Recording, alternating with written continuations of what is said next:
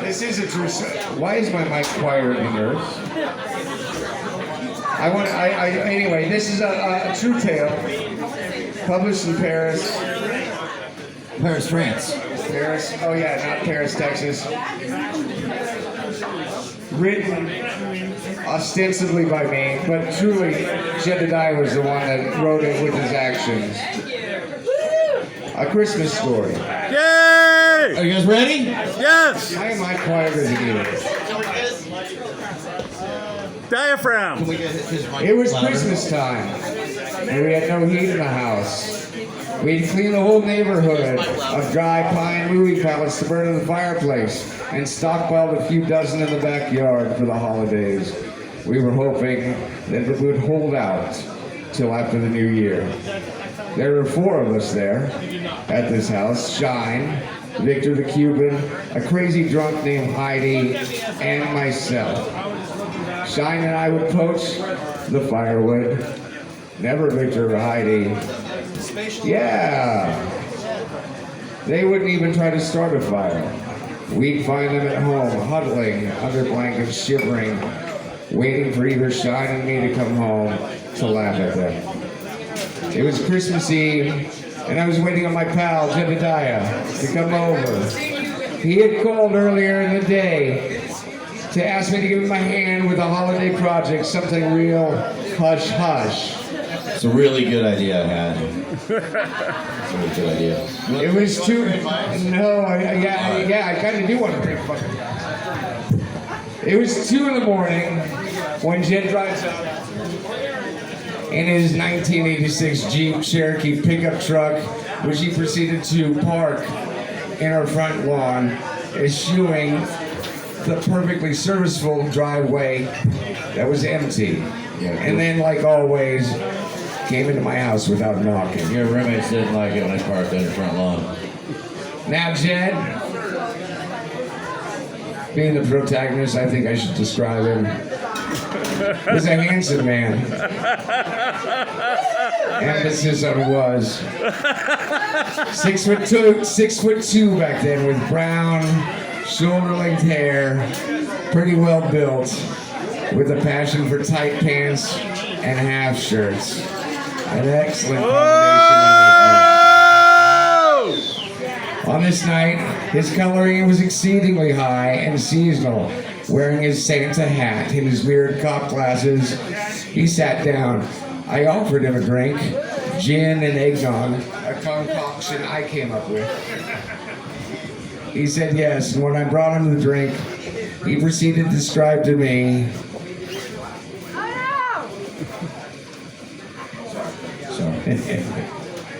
one of the finest, best, greatest, most wonderful holiday adventures that I would ever have the pleasure to take part in. Lies! He says to me this: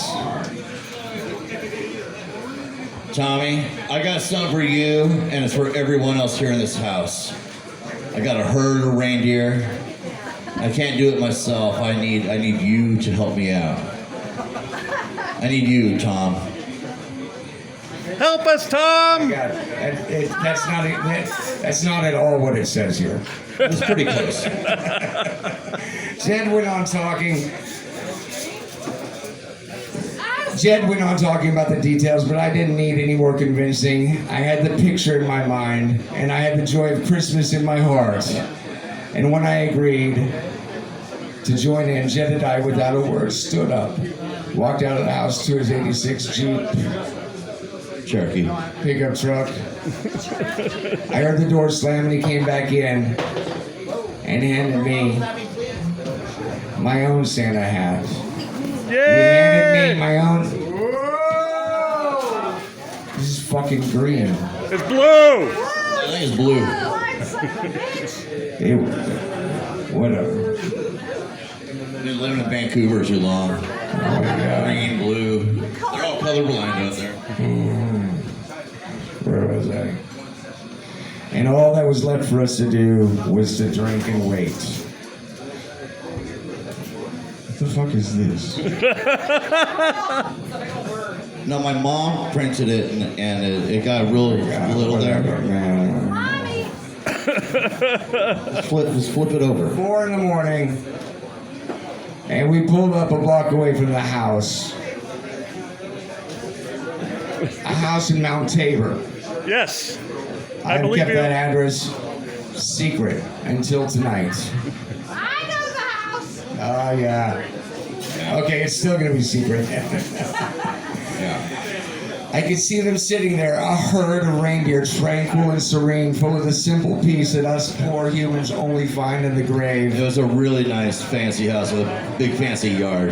They get the point, Jim. It was hard. They were grazing on an average patch of front lawn. They were 5, and they were the finest examples of commercial decorative masonry anyone might hope for.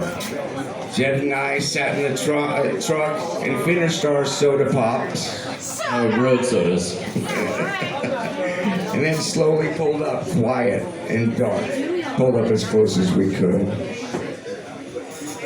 What the fuck, Jed? No, it got torn. It wasn't my fault. It's never your fault. Not this time. Oh, you say, what do you think? What do you think? I responded that while I thought they were beautiful, wonderful, exceptional, they looked a little small to be reindeer, at which point Jed, exasperated and loudly said, obviously they were Pygmy reindeer. bigger. Yay! He then motioned me to try to be a little more quiet, and we got down to business. Choosing the smallest one, I took the nose, and Jed took the tail. So Of course he took the tail. yeah. And on 3, we gave a good heave. Nothing happened. Nothing happened. So like this? I estimated the weight of these creatures between 40 and 60 kilograms. No problem for 2 able-bodied young men. Imagine But we my were young. surprise. We were very young We then. were very young. When our first 1993. efforts Okay. produced absolutely no effect. No movement at all. Our second effort, the same, no movement at all. With our third, Jed and I truly applied ourselves and were rewarded with a tiny shift, exposing a large concrete anchorage sunk into the lawn. Just a bunch of concrete buried. Very heavy. The total mass was easily doubled. Jed and I would have to work quite a bit harder. Reindeer, like people, are subject to the laws of physics. So after several minutes, 7 or 8, of gentle rocking back and forth, we were able to free this first one from its grassy bondage. And with a fair effort and a good amount of cursing, we got it out of the ground and into the back of his truck. 30 minutes later, we had deposited 3 more reindeer in the back of his truck, but the last 2 would not be moved. They were a lot bigger. You got cottonmouth. Oh, yeah. Devil's lettuce. Circumstances were beginning to weigh heavy on my mind, and I was happy enough to sacrifice my own joy and leave without an animal for myself, but Jed wouldn't hear of it. There were 4 people living in that house, and 3 reindeer would not do. After a quick conference, Jed retrieved an industrial-grade orange extension cord from the cab of his vehicle and began to apply it to the tow bar. Yes, It was very yes. tangled. Yes, Jed, let me just fucking read the story. He applied it to the tow bar of his truck while I secured it to the reindeer. With both fastened, Jed hopped back into the truck and started it up. The sound of the engine seemed incredibly loud on that quiet street. And as he slowly revved it up, the first of the 2 reindeer easily pulled free of the ground with its concrete base intact.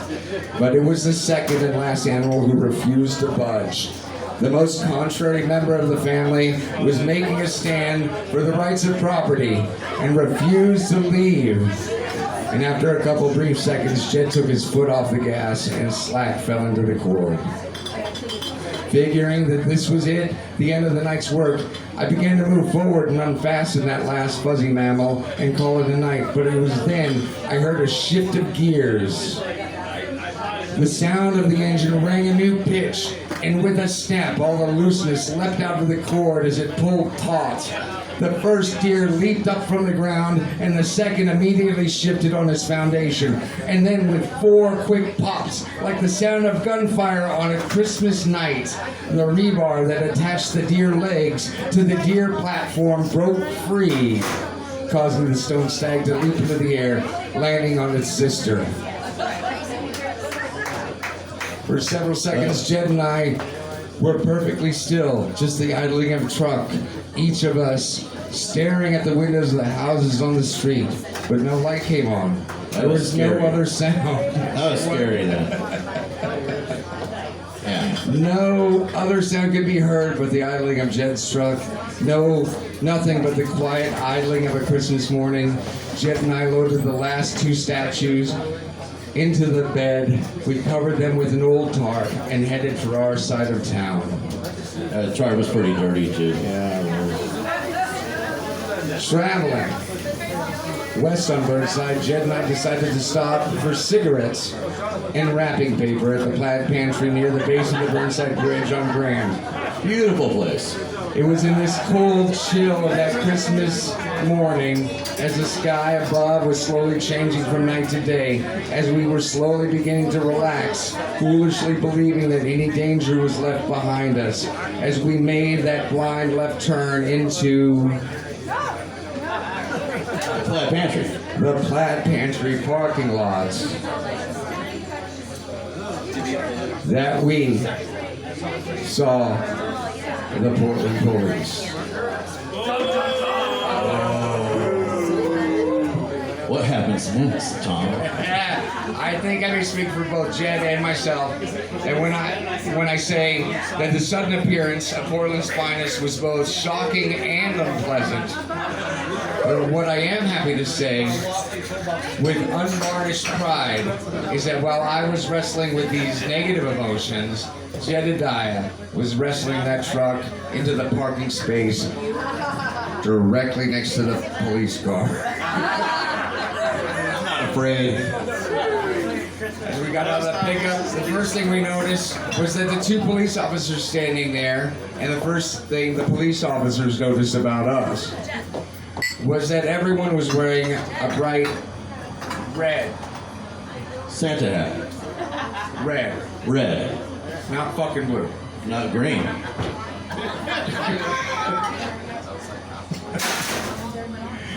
The next thing we noticed was a 5th person, an unhappy man receiving the majority of the police attention, though the line. As we entered, the officers took a brief moment to compliment us on our fine chateaux. Jed and I made our purchases.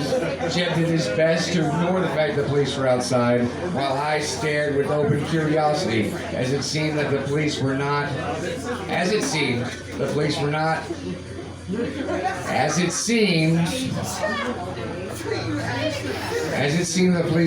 going to, like this. They weren't going anywhere. They weren't fucking going anywhere. So we have, like, what are you gonna do? So we walk out. Walk out.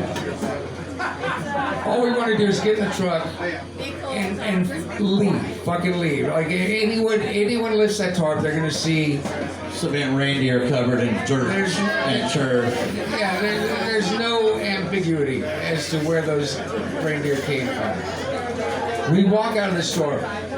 We're at the we've got our hands on the door handles of the truck. When the police say this, they say, "Hey boys, You come over and talk to us? come here for a second." We sit there like, just, hey, like, what are we gonna fucking do? And we walk over, and we see they've got this little fucking elf. He's sitting there hugging his elbows, looking as small as can be, and there's all the shit in his backpack strewn upon the hood of this fucking car. Police officer 1 says, This man says he found this 32-piece socket set in the dumpster. Have you ever heard of anything like that? No. To which Jed replies, It's like, well, I found a lot of really cool things in dumpsters before. and I'm like, yeah, it looks a little dirty. This is not the answer this cop wanted. They didn't like that. Police officer 1 says then, yes, but have you ever found anything like this in the dumpster? Well, I've never found anything like this in a dumpster, but I found a lot of great things in dumpsters that are And it awesome. looks a little grubby. That is not what the police wanted to hear. This is when police officer number 2 pipes up and says, in no uncertain terms, have you ever found a 32-piece socket set in a dumpster? I've found a lot of great things in dumpsters before.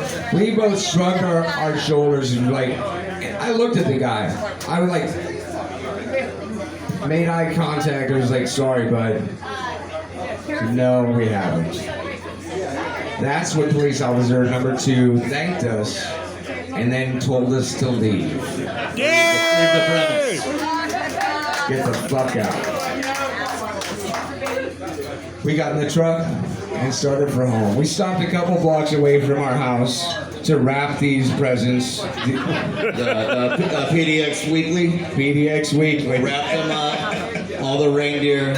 PDX Weekly. And then as quiet as we could, as gentle and as quiet we could, we carried them into the house. Huge. They're hitting 2 of us per deer. Yeah. And put them in the front room. Wrapped. And once they were all in the front room, we then woke everybody up in the house with coffee and loud noises. Maybe a little rudely. 5 in the morning, get the fuck up, and told them our tale. And Shine built a fire. yet not hiding, not victory. Shine built a fire. 9 Mountain Adams. Best Christmas ever. Yeah. Yay! So everyone got, You're almost there. everyone has a present. And then Those deer lived in that front room for 3 months. Then they were moved to the front yard, where they lived for 3 years. free range. Free range here. They were one time molested by a couple of fellas hired by the rental agency to paint the house. After 3 years, like we were moving out, we thought about like, should we take them with us? But they had brought us so much joy, we thought it was only fair to leave them there for whoever the next tenants might be. But that was never to happen. Is that Fremont and Garfield, like MLK? Yes. There. Next door to the Gypsy Jokers Clubhouse. We shared a fence with the Gypsy Jokers. Fuck the Gypsy Jokers. Not even a week after we moved out, those deer in that house were the victims of a terrible arson fire. A crime still unsolved to this day. Best Christmas ever. That's Christmas ever. Thank you. Yay!